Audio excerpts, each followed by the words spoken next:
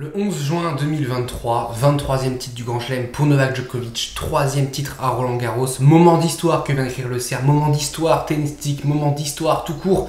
Pour la première fois de sa carrière, pour la première fois de l'histoire du tennis, Novak Djokovic est du côté masculin le joueur à avoir le plus de Grand Chelem. Ça y est, il a passé Rafael Nadal, ça y est, maintenant Roger Federer est vraiment loin dans le rétro. Nadal maintenant est dans le rétro. C'est Djokovic qui maintenant est en tête. Alors il n'a pas le record all-time de Margaret Court qui est à 24, mais chez les hommes, c'est lui qui a le record all-time. Ça y est, c'est la première fois de l'histoire que ça arrive, première fois. Et quoi de mieux que faire ça sur les terres de Rafael Nadal, sur les terres de Rafael Nadal qui l'a tellement, comment dire, qu'il l'a tellement terrassé à Roland Garros, qu'il l'a tellement battu. Et puis il s'est fait battre aussi d'ailleurs à Roland Garros, Rafael Nadal contre Novak Djokovic, ça aussi qui est dingue, il a battu 2 fois Rafael Nadal, il a remporté 3 fois Roland Garros dans une période où Nadal remportait tous les Roland Garros. Alors il a remporté notamment 2 fois 2016 et surtout 2021, pour moi c'est en 2021 et peut-être la plus belle, je sais pas pour lui sur les 3 laquelle est la plus belle, pour moi celle de 2021 c'est la plus belle des 3, mais franchement celui-là, 23e titre du Grand Chelem, contre un Casper Ruud qui franchement, faut lui faire honneur parce que contrairement à l'année dernière où il était rentré un petit peu comme un petit garçon face à Rafael Nadal qui jouait son idole, on avait senti que bon, face à Nadal il était un petit peu trop gentil pour battre Rafael Nadal. Là il est rentré dans le match comme il fallait, il a joué comme il fallait. Dans le premier set il a été, je trouve, presque parfait. Il a eu un petit moment d'appréhension à 5-4, enfin il a le break, il se fait débreaker, mais à 5-4, tout 0-30, je trouve que c'est là le pire, c'est là le moment où vraiment il laisse passer un petit peu sa chance, parce qu'il fait un mauvais retour de coup droit, je crois, sur première ou deuxième balle.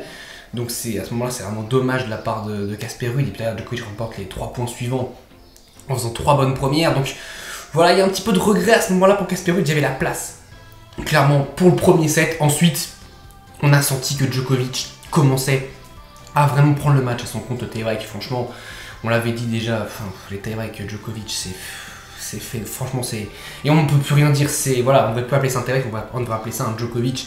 C'est sa marque de fabrique, c'est son truc, remporte un tie-break. Et puis en plus, il remporte un tie-break sans faire de faute directe, mais c'est pas en mettant la balle au milieu, les points qu'il fait, les points qu'il sort contre Casper Ruud, c'est exceptionnel. Il a fait 6 tie-break à Roland Garros, 0 faute directe sur les 6 tie-break. Il y en a eu 2, je crois, contre David Fokina en plus aussi déjà, qui était quand même très compliqué. Celui contre Khachanov où il met 7-0, c'est... Et là, contre Casper Ruud, il met 7-1. Et le pire, c'est que Casper Ruud ne fait pas un si mauvais tie-break que ça. Il fait même, je trouve, un plutôt bon tie-break, Casper Ruud, mais il se fait bouffer par Novak Djokovic parce que c'est Novak Djokovic.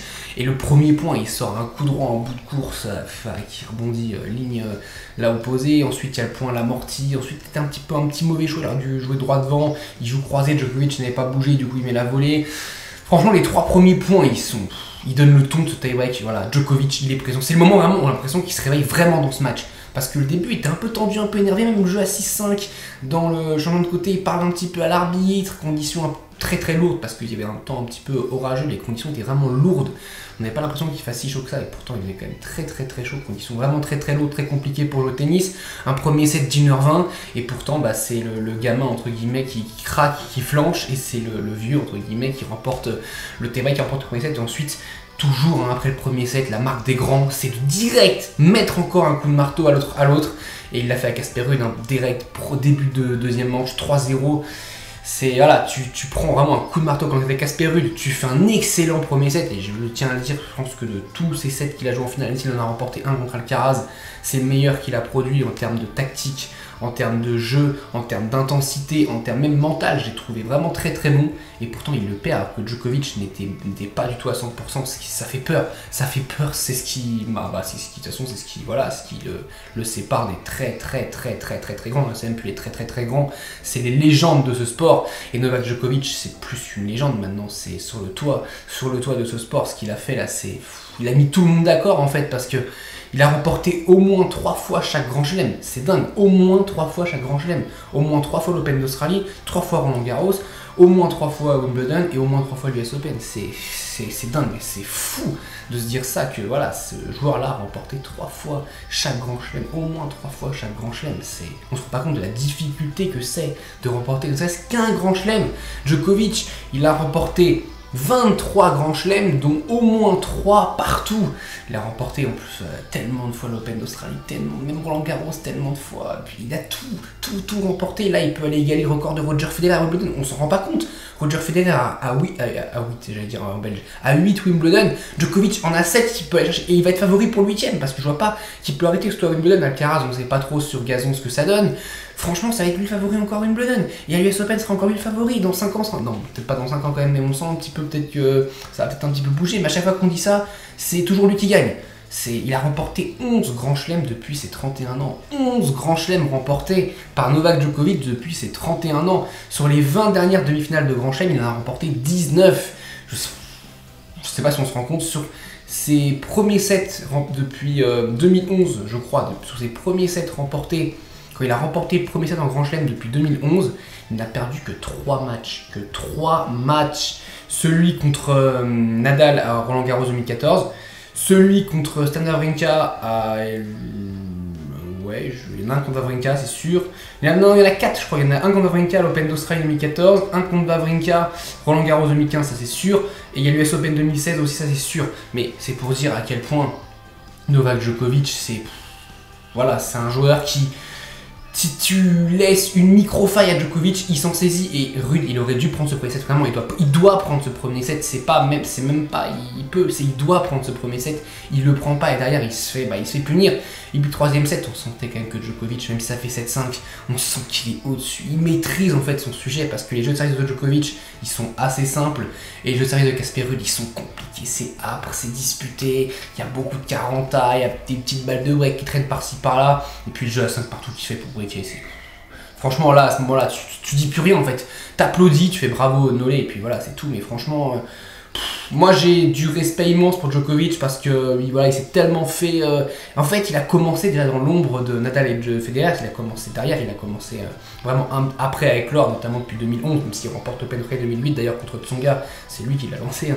Mais à partir de l'Open Race 2011, c'est vraiment là où on a vraiment un basculement de Novak Djokovic, quand il remporte la Coupe Davis en 2010, c'est vraiment à ce moment-là qu'on a un switch de Novak Djokovic, qui devient un petit peu ce joueur très très solide du top 5 à devenir le meilleur joueur du monde. C'est ce qui se passe à ce moment-là. Parce que fin des années 2000, Djokovic est un joueur très solide du top 4, on va le dire. Et puis, début des années 2010, c'est le meilleur. Depuis le début des années 2010, c'est le meilleur. Et il n'y a pas que dans les chiffres, il y a aussi dans l'impression qu'il laisse, dans les face-à-face avec les autres membres du top 10, les autres membres du top 5, les autres membres du top 3, les autres membres du Big Free.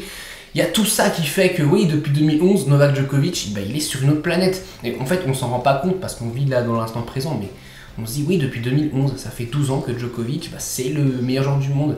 Nadal, il a remporté aussi pas mal de grands chelems dans ces périodes-là. Federer, depuis 2011, il a remporté 4 grands chelems. Il a remporté 4 grands chelems depuis 2011, c'est rien du tout, c'est-à-dire que Djokovic a laissé que des miettes. Et puis il n'y en a pas beaucoup qui ont remporté des grands chelems. Il y a Murray qui en a remporté 3, Wawrinka qui en a remporté 3, il y a Cilic qui a réussi à en choper un petit, il y a Dominic Thiem qui a été en choper un petit et Medvedev. Je crois que j'ai oublié personne, mais le reste, voilà, c'est Djokovic.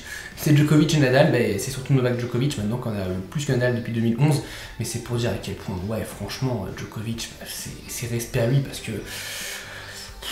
Voilà, il a toujours été derrière, il a toujours été le chasseur, et là, pour la première fois de sa vie, c'est le premier, voilà, c'est enfin dans les stats en grand chelem, en tout cas pour les grands chelems, je parle, c'est enfin le premier, ça ne lui était jamais arrivé d'être le premier en nombre de grands chelems.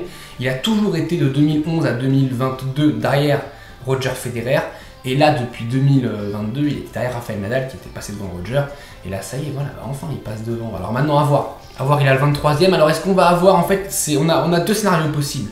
On a soit le scénario 2021 où il veut aller chercher le grand chelem et franchement, j'ai envie de dire il peut totalement le faire parce que déjà il a l'expérience de 2021 de ce qu'il a manqué un match. Il a manqué un match, mais surtout il y a cette expérience un petit peu de pourquoi il a raté cette finale contre Medvedev. Je pense qu'il ne la ratera pas une seconde fois s'il fait encore une finale US Open.